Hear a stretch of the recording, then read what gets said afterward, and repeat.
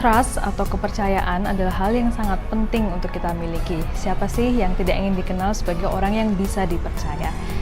Trust adalah modal yang sangat penting saat kita berhubungan dengan orang lain, baik itu antar teman, atau di dalam teamwork, atau juga kepada atasan kita dalam sebuah lembaga atau organisasi.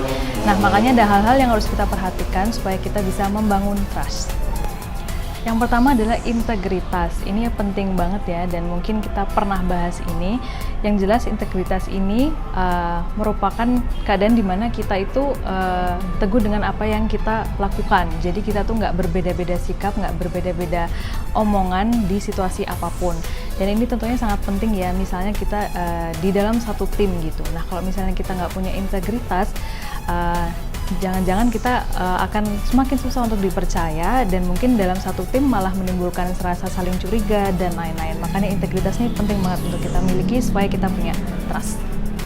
Yang kedua adalah motivasi. Nah, motivasi ini juga penting ya, karena mendasari apa yang kita lakukan gitu. Kalau misalnya motivasi dari awal udah nggak tulus, nah ini bisa bahaya juga untuk kita sebagai orang yang bisa dipercaya atau enggak nih. Dan terutama misalnya dalam teamwork itu juga sangat penting, karena kelihatan kan orang yang nggak tulus atau enggak gitu. Makanya kita harus benar-benar mengecek diri sendiri motivasinya apa nih, dan kalau bisa kita yang tulus supaya juga bisa membangun trust dari orang lain terhadap diri kita.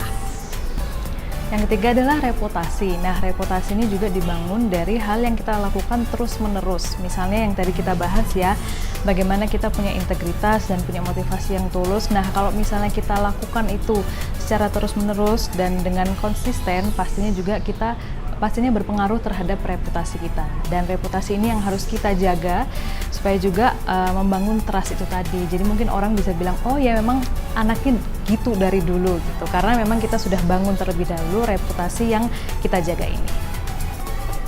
Yang terakhir adalah komitmen, karena untuk membangun trust kita perlu komitmen. Artinya kita harus melakukan segala sesuatu itu sepenuh hati dan jangan setengah-setengah.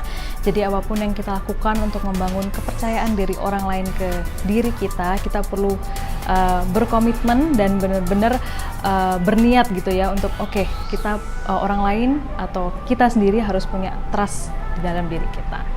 Itu tadi 4 hal yang bisa kita ingat-ingat dan bisa kita aplikasikan tentang membangun trust. Semoga semuanya bermanfaat, dan kalau misalnya kalian punya tambahan boleh juga tulis di kolom komentar. Thank you.